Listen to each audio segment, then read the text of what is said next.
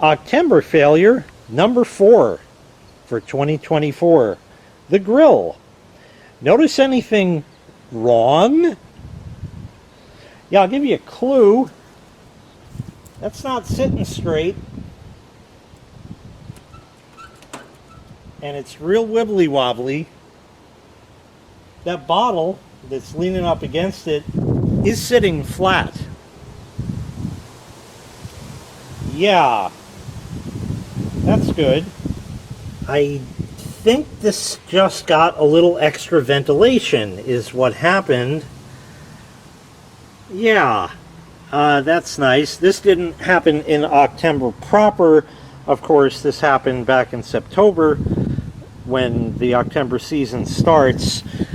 This thing also is just a little not serviceable, we should say. And I'm not going to touch anything else.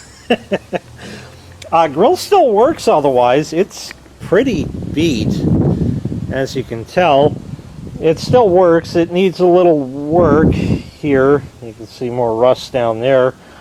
I could shore up the bottom with a couple of 2x4s and that, but I don't know if it really pays to even bother to do so, because probably what I'll end up doing is when it finally rots out completely, which I'm sure will be over the winter, the tank's off, it's not going to be a problem if it falls to the ground, you know, 2-3 inches, whatever,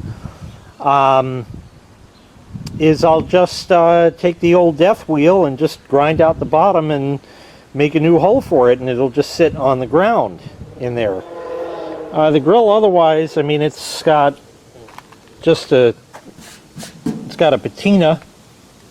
Everything still works on it. Everything's good here. Fires up. It cooked the other day. It's got more shit to burn off, but these burners here are not as tame as they used to be. So I think it's going to need burners, and I'll have to investigate that maybe when it gets a bit worse. So not gonna really play with that yet, but yeah, it's not exactly holding on. What is the igniter. It takes a moment. It always did. That I had replaced previously. I had a video on that. So I mean, otherwise it still cooks fine, and the lid works, and the valves and everything else works. So that's that. One other little fun thing that happened, the mat here, I love this thing. This was at Aldi.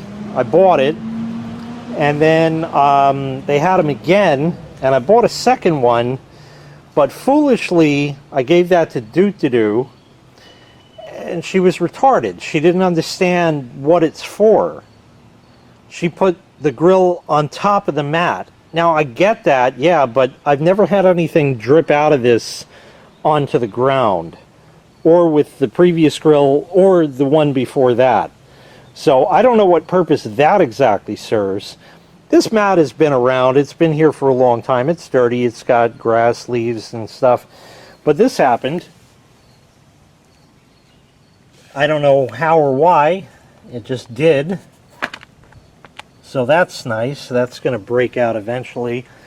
The rubber is getting, it's kind of like curling up at this edge, and I guess as you walk past, your foot hits it and it gets, so that happens. And that I have a replacement for this that I bought when Aldi carried them yet again, but it's a different material where it has sort of a mottled type finish to it. This is pretty smooth.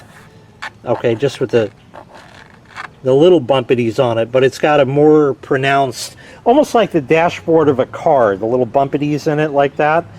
That's what I'm talking about.